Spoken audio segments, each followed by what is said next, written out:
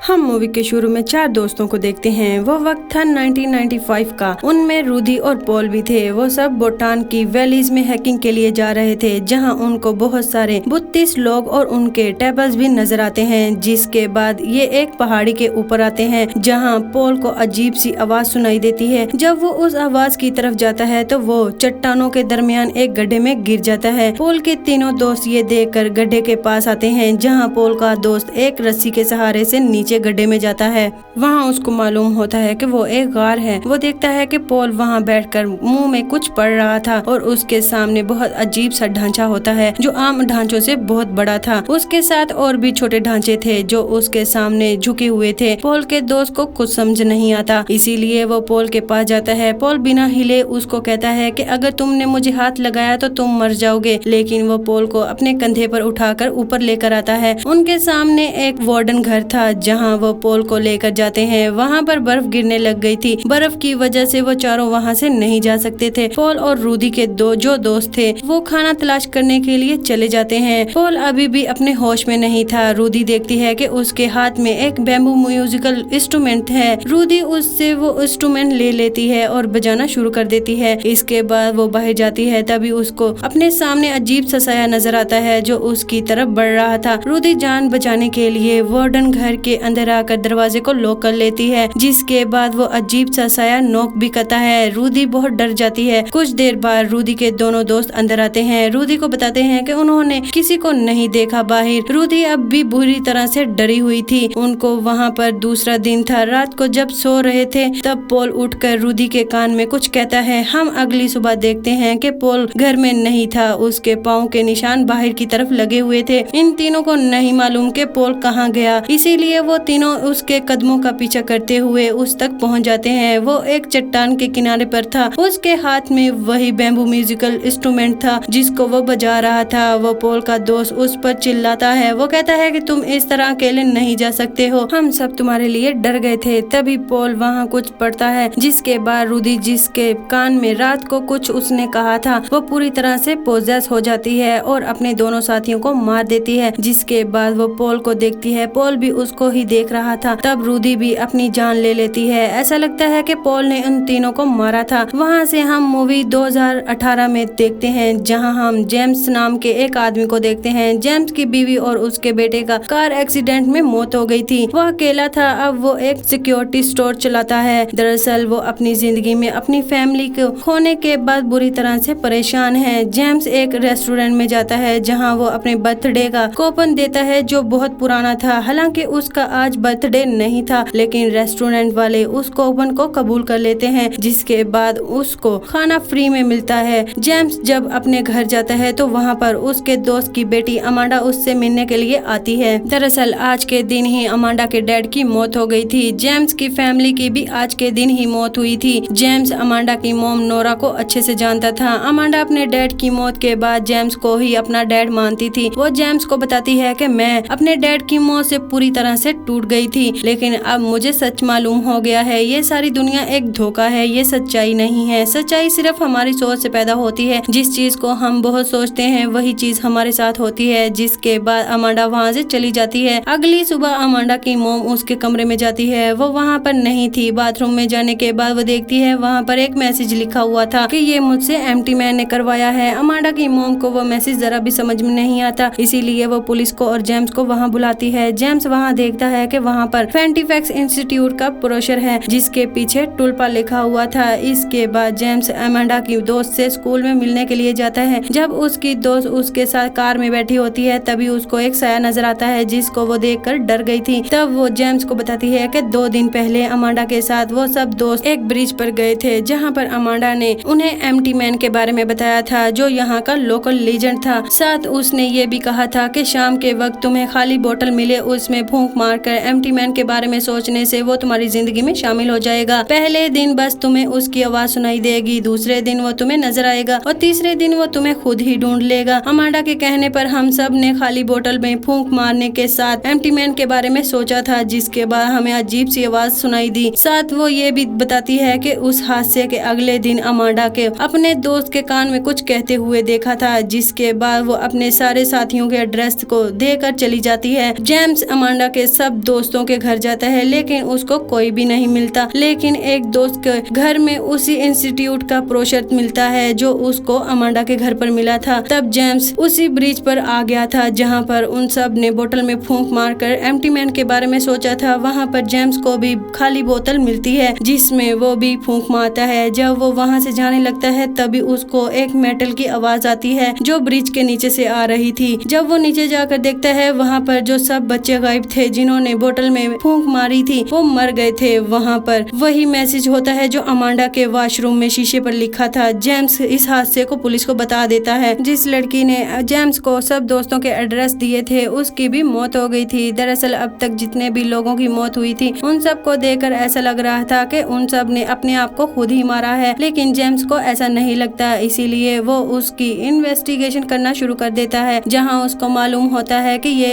एक cult organisation है जिनका मानना ये था ध्यान से किसी भी चीज को रियलिटी में लाया जा सकता है। जेम्स ये सब जानने के बाद इंस्टीट्यूट में जाता है जहाँ रिसेप्शन पर एक फॉर्म को फिल करने के लिए दिया जाता है जो वहाँ आने वाले हर इंसान को दिया जाता था, लेकिन जेम्स उसको फिल नहीं करता। वो उस रूम में जाता है जहाँ पर एक आदमी जो वहाँ का हेड था वो सबको एक स्पेस देता है। उसकी बातें ऐसी थी जो जेम्स ने अमांडा को कही थी। वो कहता है कि वो मैसेज सब के लिए एम्प्टी मैन की तरफ से है। दरअसल वो भी एम्प्टी मैन का फॉलोवर था। स्पीच खत्म होने के बाद जेम्स उस हेड से मिलता है और एम्प्टी मैन के बारे में उससे पूछता है। हेड उसको बताता है कि एम्प्टी मैन एक तरह की पावर है, वो अपने फॉलोवर की ख्वाहिश को पूरा करता है जब तक उसके फॉलोवर उस पर पूरी तरह से यकीन करते हैं। दरअसल जेम्स अभी भी अमांडा को तलाश कर रहा था क्योंकि उसका कहीं कुछ पता नहीं लग रहा था। वहाँ पर वो एक लड़के को अमांडा के बारे में पूछता है लेकिन वो भी उसको कोई इन्फॉर्मेशन नहीं देता। जेम्स अमांडा को वहाँ तलाश करता है। वो एक जगह पर जाता है जहाँ कुछ लोग काले पेपर को देख कर रहे थे, साथ एक रिकॉर्डिंग भी सुन रहे थे। जेम्स को कुछ समझ नहीं आता कि वो सब क्या कर रहे हैं। उसके बाद वो नीचे तहखाने में जाता है जहाँ कुछ लोग कुर्सियों पर बैठे थे। वो सब एम्प्टी मैन को बुला रहे थे। जेम्स को वहाँ से बाहर निकाल दिया जाता है। बाहर उसको वही लड़का मिलता है जिसने उसने अमांडा के बारे में पूछा था। वो उसको बताता है कि अमांडा को यहाँ से मोटिवेक्स के कैंपस में ट्रेनिंग के लिए भेज दिया गया है। वो एक जंगल में है, तुम्हें उन सब से दूर रहना चाहिए, ये लोग बहुत खतरनाक हैं। जेम्स किसी भी तरह अपने दोस्त की बेटी को अमांडा को तलाश करना चाहता था, इसीलिए वो जंगल में जाता है जहाँ उसको केविन मिलता है। जब वो उस केविन के अंदर जाता है वहाँ पर बहुत सारी फाइल थी। इन फाइल में अमांडा के साथ जेम्स की भी फाइल थी जो पूरी तरह से खाली थी। वहाँ से जेम्स दूसरे केविन में जाता है जहाँ पर बहुत सारे वीडियो कैसेट थे। उनमें से एक कैसेट को चलाता है। बहुत सारे लोग एक आदमी के साथ एक एक्सपेरिमेंट कर रहे थे। वहाँ पर बहुत अजीब चीजें होती हैं। जब रात हो जाती है तो जेम्स को कुछ आवाजें सुनाई देती हैं। जब वो बाहर जाकर देखता है पानी की दूसरी तरफ आग के चारों तरफ बहुत सारे लोग थे जो कुछ पढ़ रहे थे और आग के चारों तरफ घूम रहे थे। जेम्स हैरत से उन सबको देख रहा था। तभी आग आसमान की तरफ जाने लग गई थी जिससे वो पूरी तरह घबरा गया था। जो आग के चारों तरफ लोग थे वो सब जेम्स को देख लेते हैं, जिसके बाद वो जेम्स को मारने के लिए उसका पीछा करते हैं, लेकिन जेम्स अपनी गाड़ी से उस जगह से निकल गया था। वो सीधा पुलिस स्टेशन जाता है जहां वो उस ऑर्गेनाइजेशन के बारे में पुलिस को बता देता है, लेकिन पुलिस वाले उसकी बात पर यकीन नहीं करते। इसीलिए वो अमांडा की मॉम के पास आता है और उसको बताता है कि अमांडा ने एक ग्रुप को ज्वाइन किया है जो एम्प्टी मैन पर यकीन रखते हैं। वो सब उसको बहुत मानते हैं। वहाँ पर किसी की कॉल आती है। जेम्स जब उस कॉल को उठाता है कोई उसके कान में कुछ कहता है। इसके बाद जेम्स अमांडा की मॉम को कहता है कि कल्ट के लोग बहुत खतरनाक हैं। वो ग्रुप जो एम्प्टी मैन की इबादत करते हैं वो और उन्होंने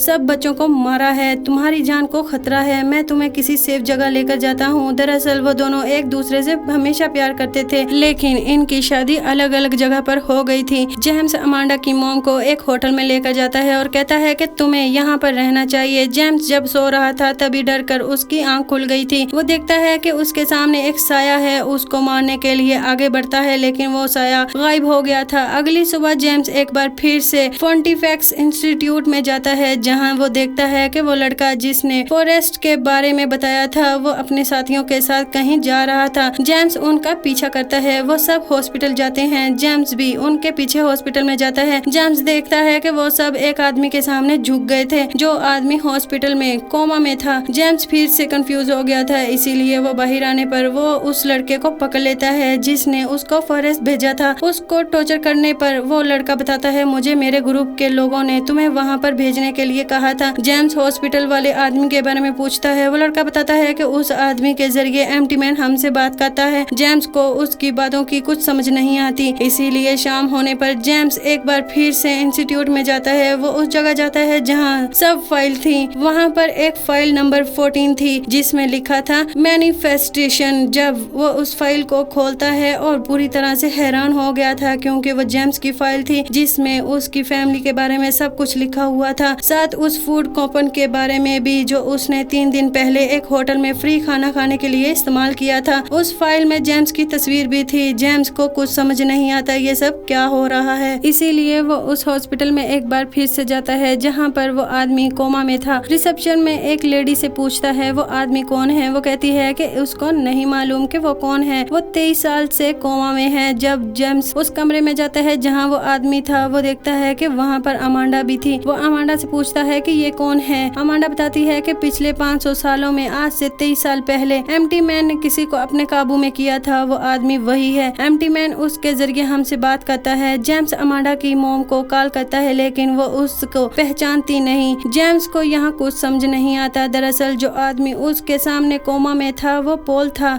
जो अपने दोस्तों के साथ आज से 30 साल पहले भूटान गया था। अमांडा जेम्स को बताती है कि उसका जिस्म पूरी तरह से कमजोर हो गया है। दरअसल हमें एम्प्टी मैन के लिए एक नया जिस्म चाहिए। हमने तुम्हें सिलेक्ट किया है। तुम्हारी अब तक जितनी भी यादें थी उनको हमने तुम्हारे लिए बनाया है। असल जिंदगी में तुम्हारे साथ ऐसा नहीं हुआ, इसीलिए अमांडा की मॉम उसको नहीं पहचानती, क्योंकि उसने कभी भी अमांडा की मॉम के साथ वक्त नहीं गुजारा। अमांडा कहती है कि तुम्हारा और मेरी मॉम का अफेयर था, क्योंकि वो भी याद मैंने तुम्हारे दिमाग में बनाई थी। तुम हमारे नए टुलपा हो। तब जेम्स तड़पने लग गया था। वो उसी जगह पहुंच गया था जहां आज से 23 साल पहले पॉल एक ढांचे के सामने बैठा था, जिसके बाद एम्प्टी मैन की सोल उसके अंदर चली जाती है। अब जेम्स के अंदर एम्प्टी मैन का पूरी तरह से कंट्रोल था। हम यहाँ पर वो वक्त देखते हैं जब अमांडा के डैड की मौत हुई थी। तब जेम्स उसके घर पर गया था जहाँ वो उसकी मॉम के बहुत करीब आ गया था, और उसी वक्त जेम्स की फैमिली की भी मौत हो गई थी। जेम्स अब एम्प्टी मैन के कब्जे में था। वो वापिस अपने घर आता है जहाँ उसको यकीन हो गया था कि वो एक असल इंसान नहीं है, वो एक टुलपा है जिसकी पैदाइश 3 दिन पहले हुई है। उसको उस बात पर यकीन है। अमांडा की मॉम जिसके साथ उसका अफेयर था उसको